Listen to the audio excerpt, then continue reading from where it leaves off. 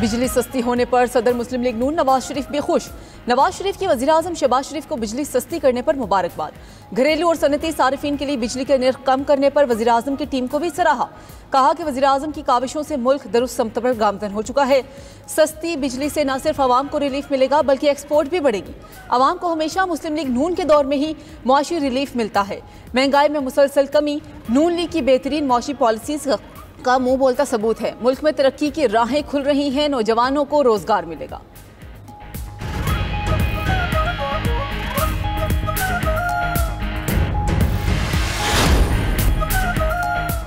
Trump के tariff लगाते ही अमेरिकी स्टॉक मार्केट क्रैश कर गई। स्टॉक मार्केटों में मंदी के बाद सरमायाकारों के खरबों डॉलर डूब गए। अमेरिकी स्टॉक मार्केट में साल 2020 के बाद बदतरीन मंदी रिकॉर्ड।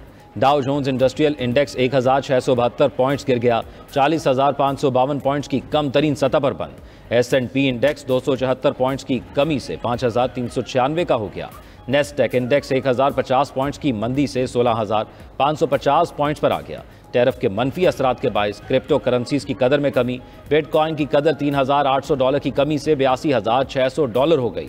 इथेरियम की कदर $95 की कमी से $1,800 की सतह पर आ गई।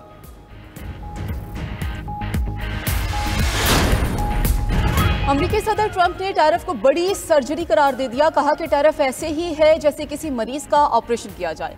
टैरिफ पर बातचीत हो सकती है। कई ममालिक अमेरिका के साथ राब्ते में हैं। टैरिफ के नफाज से 6 से 7 ट्रिलियन डॉलर अमेरिका आ रहे हैं। दुनिया कई दहाइयों से अमेरिका से फायदा उठा रही थी। जवाबी टैरिफ के बजाय कई ममालिक अमेरिका से मुआहिदा करेंगे। टिकटॉक मुआहिदा हुआ तो चीन को टैरिफ में रिलीफ मिल सकता है। चीन के साथ टिकटॉक मुआहदे के करीब पहुंच चुके हैं। दूसरी जानिब कनाडा का अमेरिका से दरामदशुदा गाड़ियों पर 25% जवाबी टैरिफ का ऐलान। कनेडियन वज़ीर-ए-आज़म मार्क कार्नी का कहना है कि ट्रंप की तिजारती जंग आलमी मईशत को तबाह कर देगी। IMF सरबराह ने अमेरिकी टैरिफ को आलमी मईशत के लिए बड़ा खतरा करार दे दिया। क्रिस्टलिना जॉर्जिएवा ने कहा कि आलमी मईशत को मजीद नुकसान पहुंचाने वाले इक़दामात से गुरेज किया जाए।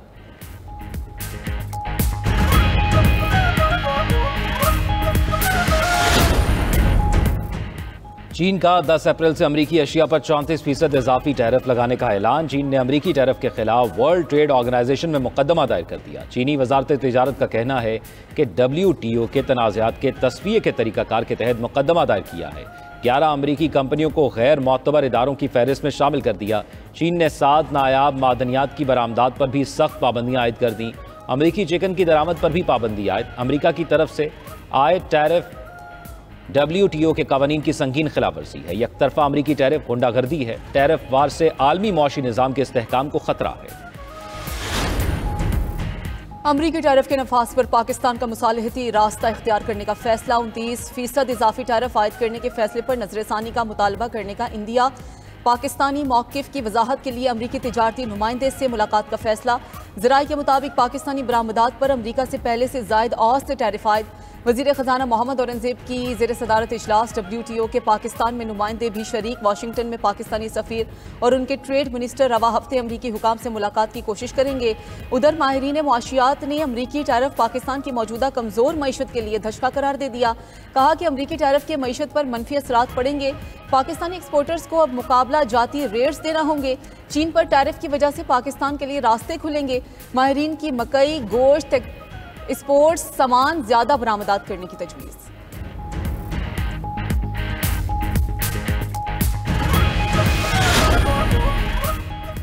अमेरिकी सदर की टैरिफ तलवार मासूम पेंगुइन्स पर भी चल गई। एंटार्क्टिका के करीब ऑस्ट्रेलियन जज़ायर पर सिर्फ पेंगुइन आबाद हैं। सदर ट्रंप ने इन पेंगुइन्स पर भी 10% टैरिफ लगा दिया। हेड और मैकडोनल्ड जज़ायर पर एक दहाई से किसी इंसान ने कदम नहीं रखा। ऑस्ट्रेलिया के वज़ीर तिजारत ने रद्द-ए-अमल में कहा, मालूम नहीं बेचारे बूढ़े पेंगुइन्स ने ट्रंप के साथ क्या गलत किया जो उन पर भी टैरिफ लगा दिया।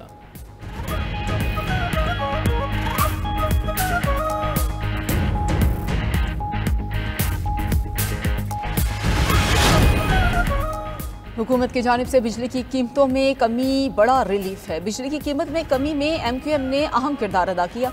रहनुमा MQM डॉक्टर फारूक सत्तार की प्रेस कॉन्फ्रेंस। कहा कि बिजली की कीमत में मजीद 6 रुपए कमी की गुंजाइश है। अगले बजट तक शरह सूद सिंगल डिजिट पर आ जाएगी। महंगाई में कमी होगी, आवाम खुशहाल होगी। वजारतें मिलती हैं या नहीं, हमारा मकसद आवाम की खिदमत है। पानी के मसाइल हल करना भी हदफ है। वज़ीर-ए-आज़म ने कराची में MQM जलसे से खिताब की हामी भरी है।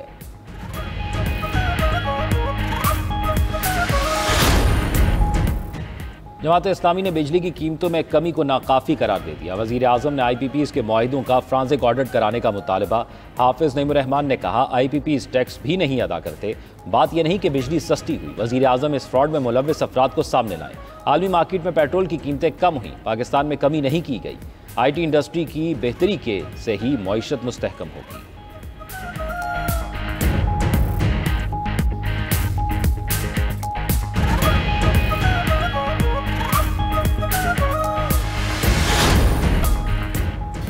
भारतीय वज़ीर आज़म नरेंद्र मोदी की बांग्लादेश के अबूरी रहनुमा मोहम्मद यूनुस से मुलाकात। खबर एजेंसी के मुताबिक दोनों रहनुमाओं के दरमियान मुलाकात थाईलैंड में इलाकाई सरबराही इजलास के मौके पर हुई। ये मुलाकात शेख हसीना के इक़्तिदार के खात्मे के बाद पहली बार हुई। भारतीय वज़ीर ख़ारजा S जयशंकर और कौमी सलामती के मुशीर अजीत डोल भी मुलाकात में मौजूद थे। भारतीय ख़ारजा सेक्रेटरी के मुताबिक मोदी ने बांग्लादेश में अक़लियतों ख़ुसूसन हिंदू बरादरी के तहफ़्फ़ुज़ पर तशवीश का इजहार किया और हमलों की मुकम्मल तहकीकात का मुतालबा किया। मोदी ने दोनों ममालिक के दरमियान जमहूरी और पुरअमन ताल्लुकात पर जोर दिया।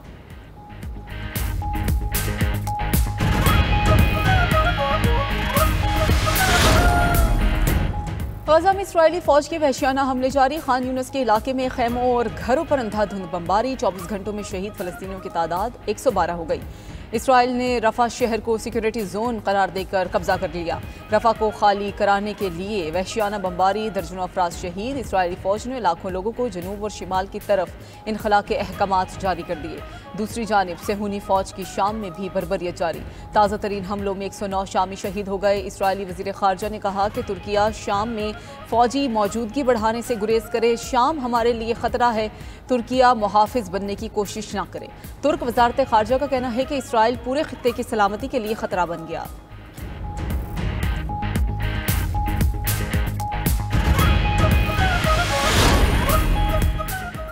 फ़लस्तीनी मकबूजा इलाकों की सूरत हाल पर अक़वाम मुत्तहिदा की सलामती कौंसिल का इजलास। गज़ा की मौजूदा सूरत हाल पर पाकिस्तान के मुस्तकिल मंदूब आसिम इफ्तिखार अहमद का सख्त रद्द अमल। अक़वाम मुत्तहिदा की सलामती कौंसिल पर सवालात उठा दिए। कहा, हम ऐसे इदारे का हिस्सा नहीं बन सकते जो महज तमाशाई बना रहे। हम इस इखलाकी दिवालियापन का हिस्सा बनने से इनकार करते हैं। सलामती कौंसिल अपनी साख बरकरार रखने के लिए अपनी करारदादों पर अमल दरामद को यकीनी बनाए। फ़लस्तीन में जो कुछ हो रहा है वो इंसानियत के साथ संगीन मजाक है।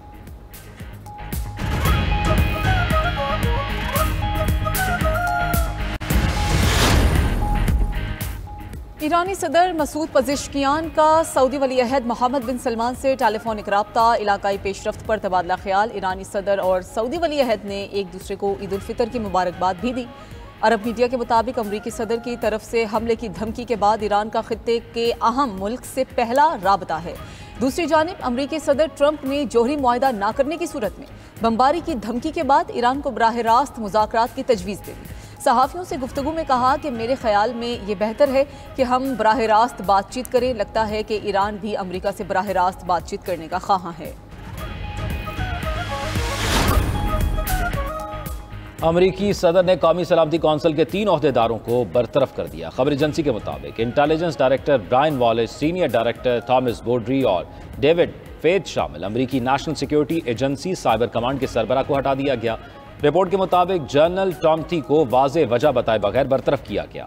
Lieutenant general William Hartman national security agency के अबूरी सरबराह नामजद हो गए।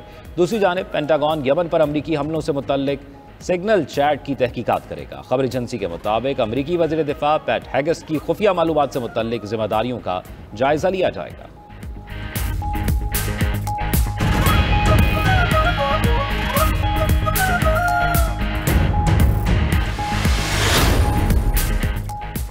मुल्क में मार्शल लॉ का निफाज। जनूबी कोरिया की आईनी अदालत ने माजूल सदर योन सिक योल को ओहदे से हटा दिया। आईनी अदालत के 8 जजेस ने मुतफ़िका फैसला सुना दिया। साबिक सदर योन सिक योल के खिलाफ मवाख़िज़े की तौसीक। अदालत ने कहा कि मार्शल लॉ के ऐलान और फौज को पार्लियामेंट भेजने से आइन की खिलाफ वर्जी हुई। योन सिक योल ने फौज को सियासी मकासद के लिए इस्तेमाल किया। जनूबी कोरिया में 60 दिन के अंदर नया सदारती इंतखाब कराया जाएगा।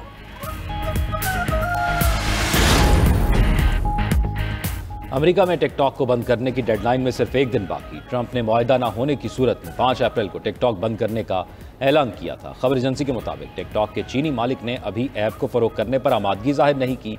सबसे अहम सार्फिन का डाटा है जिसे चीनी कंपनी फरोख्त नहीं करना चाहती।